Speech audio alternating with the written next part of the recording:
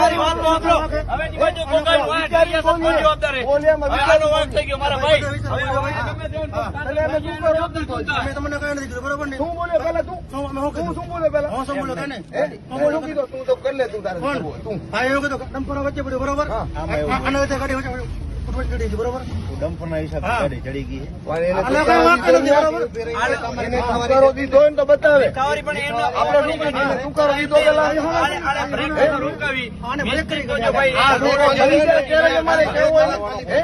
મરી ગયો અમારા ભાઈ. સ્લીપ મારે તારી વાત સાચી. રોજ એમની નાથજીને શું ઓર્ડર છે?